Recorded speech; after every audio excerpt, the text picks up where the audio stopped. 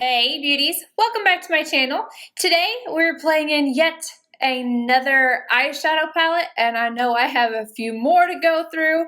Just feels like eye look after eye look after eye look. But today we're playing in the brand new Urban Decay Naked Cherry palette. As always, I'm going to show you guys the palette, some swatches, give you guys some info, and I will get into this eye look and my review will be at the end. So currently this is only on the Urban Decay website. It retails for $49 and I believe that this is permanent.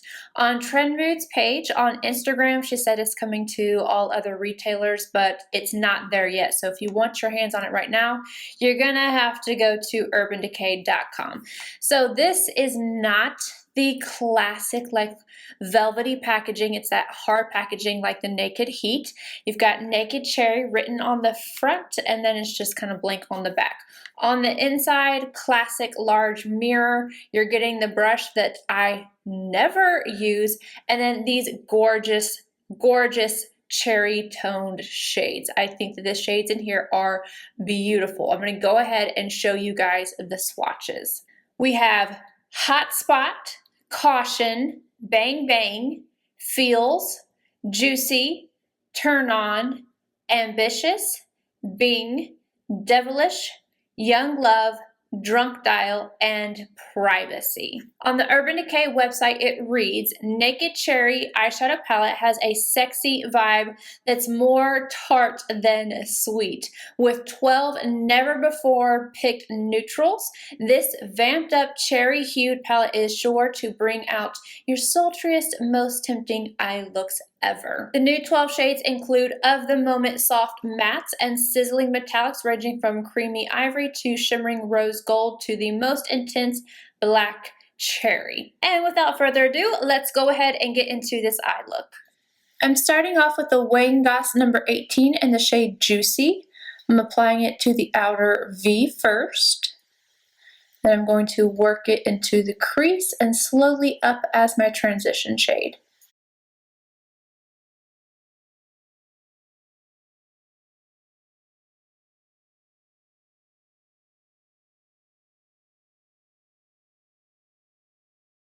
Same shade on a MAC 221, and I'm going to run this right along the lower lash line.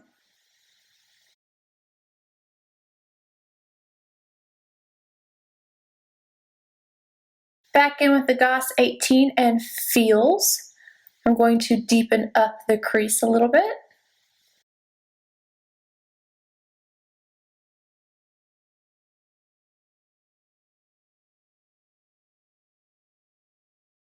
Back in with the 221 and Bing. I'm going to deepen up the outer V with this.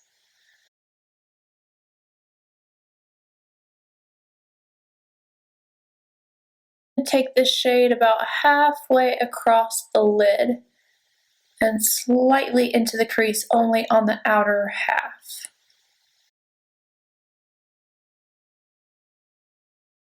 Same brush and Devilish.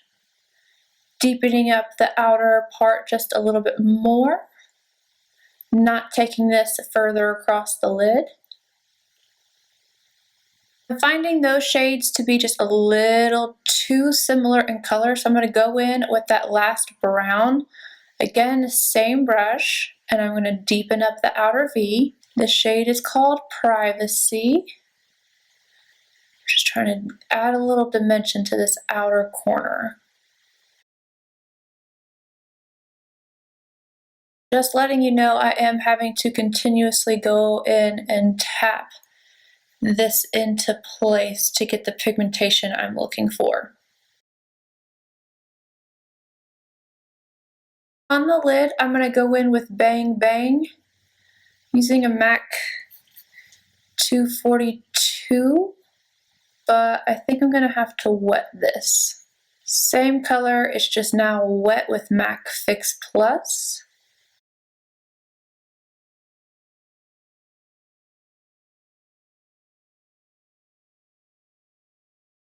Same MAC 242, and now I'm picking up Turn On. I'm using this dry. Kind of going to go into the inner corner and then right over that pink shade. Overlapping anyway and blending the two together. Clean MAC 242, and I'm going to use Hot Stuff for my brow arch.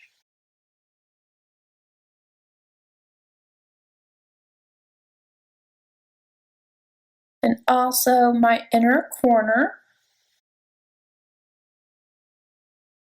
I'm using Young Love on a Linda Hallberg 330. Well, it's not even showing up. I'm trying to, there we go, I think. I'm going to use Young Love as my liner. I'm using this wet, and I am going to attempt to build this up and make a little wing out of it. I don't know how that's going to go, but I'm going to get closer to the camera and do so.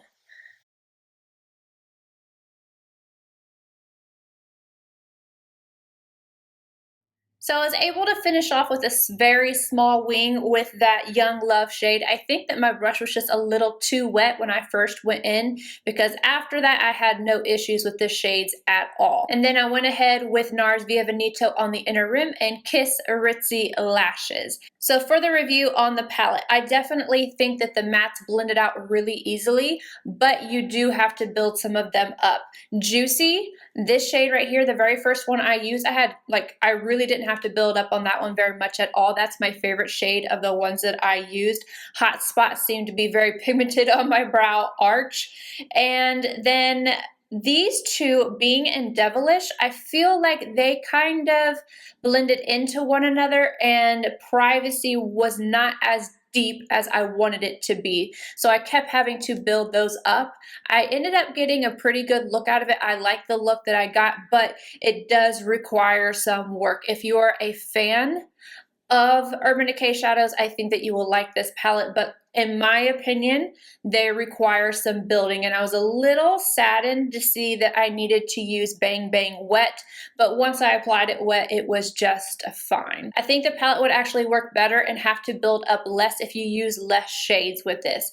I'm someone who believes that you should be able to use as many shadows as you want, and they build on top of each other very nicely and blend out, but with this one, I would suggest just using a crease shade, maybe something to deepen up the crease a little bit, and one shade on the outer V instead of two. And again, you're gonna have to use some of these wet, but overall, it's a nice palette. It's okay. It's not one that I think personally I'm going to gravitate towards. If you like Urban Decay shadows traditionally, I think you're going to like this palette. Personally, the Born to Run is my favorite. I think the formula in here is just better than all of the Naked palettes. I don't know. I just love this palette so much. So if you're looking for this formula in the Naked Cherry, I don't think that they are the same, but that's just my 2 cents. Let me know if you are grabbing the palette, how you feel about the look, how it turned out, and I will see you guys in my next video. Bye, guys.